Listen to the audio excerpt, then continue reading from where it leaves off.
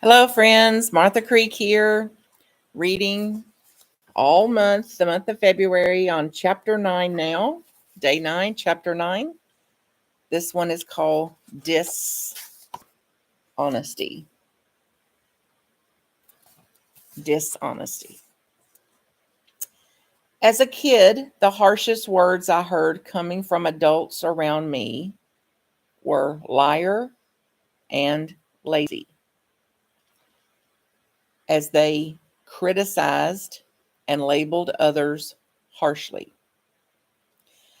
I didn't know exactly what these words meant as a kid. I just knew they were BAD, bad, bad, bad. And I must never be that or do that, liar or lazy. Imagine for a moment the impact this particular belief has had on my life. What has believing in those concepts caused you? As I've matured slightly, it's a process, not perfection. And maturing is certainly not a quick fix or a destination. I can now better accept the reality that it is normal human phenomena to lie at times. And to, yes, be lazy sometimes. There is a time for all things, the Alpha and Omega.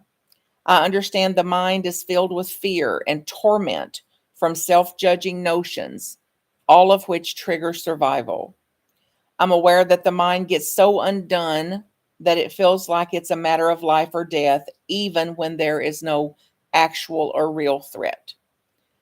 This type of triggering from perceived threats. When I reflect on what is happening within me when I lie, it's easier to have compassion for myself. I'm normally afraid of offending someone when I lie. I'm often afraid of hurting their feelings.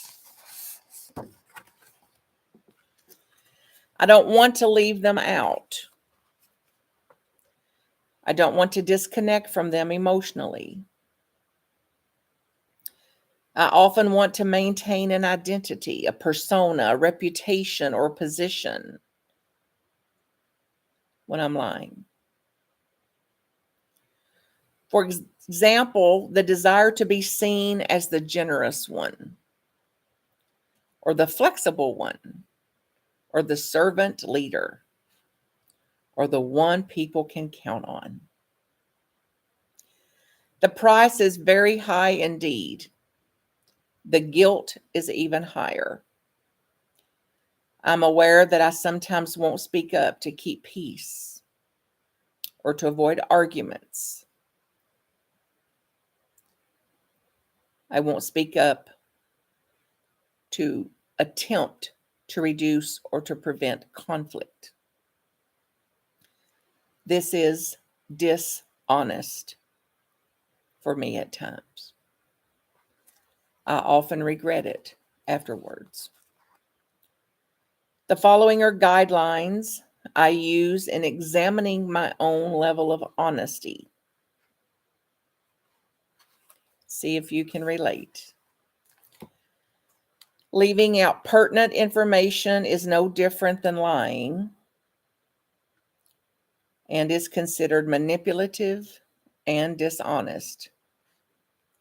Leaving out pertinent information. Now, this does not mean for me telling things that I know would actually harm or hurt someone. 2, true integrity is when what we think, what we do, and what we say are in alignment.